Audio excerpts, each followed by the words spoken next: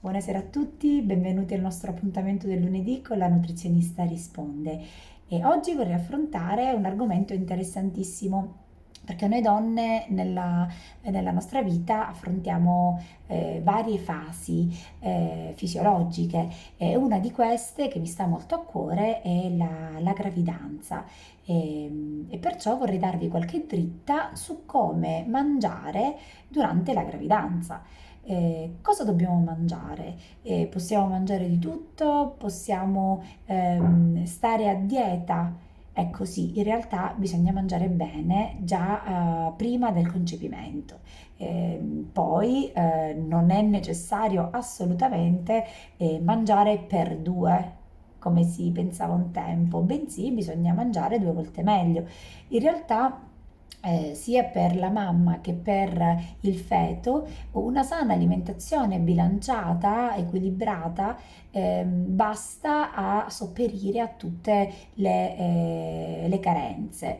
Sicuramente nei primi mesi, nel primo trimestre, l'alimentazione può essere, non ha bisogno di aggiunte, ecco, di altri alimenti.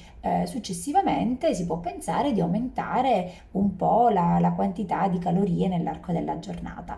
L'alimentazione deve essere varia ed equilibrata, quindi deve comprendere tutti i nutrienti, deve dare energia alla mamma e quindi deve comprendere carboidrati, grassi, deve sopperire alla parte plastica, quindi alla crescita del feto e di tutti gli annessi che gli serviranno. Quindi le proteine hanno un ruolo molto importante nella gravidanza della donna.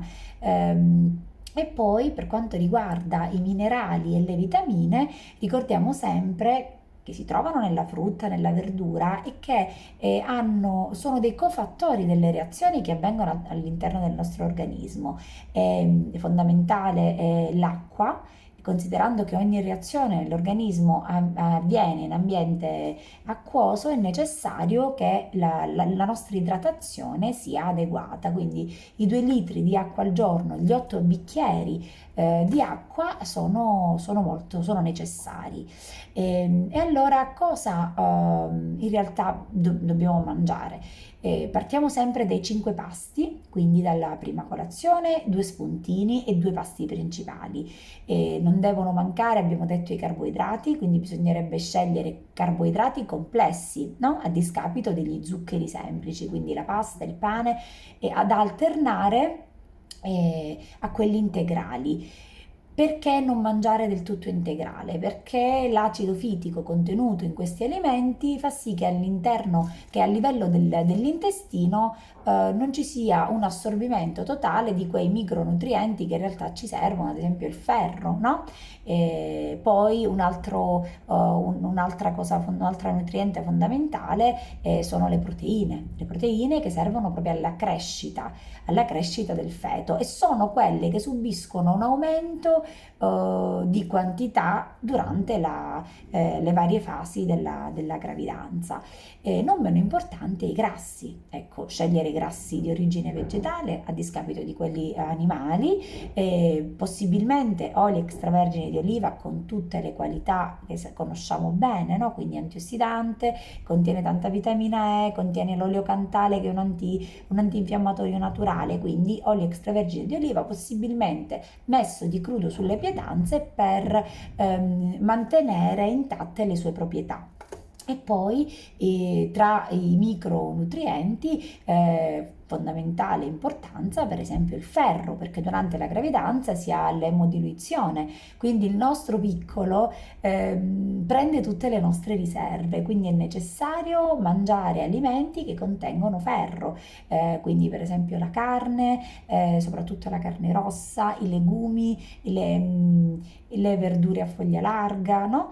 E per far sì che questi nutrienti siano più biodisponibili, quindi più assorbibili dal nostro organismo, soprattutto quelli di origine vegetale, sarebbe opportuno una bella spruzzata di limone, per esempio sugli spinaci, no? per far sì appunto che si abbia un assorbimento maggiore.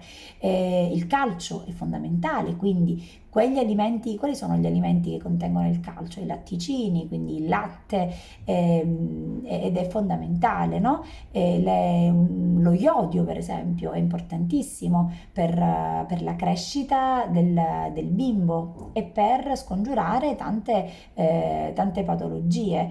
E lo iodio lo troviamo per esempio nel pesce. Nel pesce possibilmente di piccole dimensioni, proprio per evitare l'accumularsi di metalli pesanti che sono dannosi per il sistema neurologico, no? Del nostro e del nostro bimbo.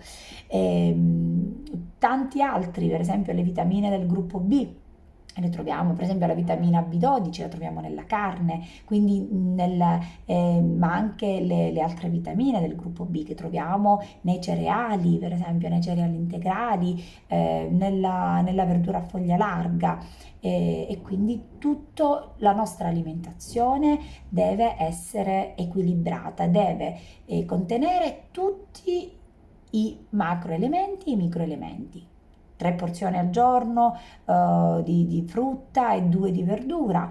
È importantissimo non saltare i pasti per far sì che per far sì che arriviamo a pranzo e a cena soprattutto senza quella fame eccessiva, bensì con appetito.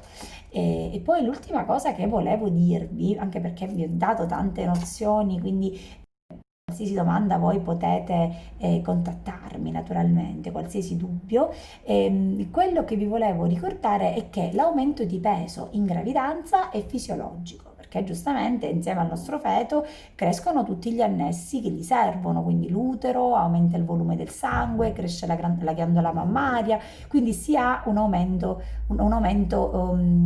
fisiologico. Sicuramente non tutte possono aumentare di peso allo stesso modo, quindi è importante valutare il nostro peso di partenza, ma soprattutto la valutazione della composizione corporea, cioè partiamo da una valutazione corporea adeguata per poter aumentare di peso in modo adeguato. Io per ora vi lascio. Per qualsiasi dubbio, essendo un argomento molto delicato, aspetto i vostri feedback. Va bene? Vi auguro una buona serata e vi abbraccio.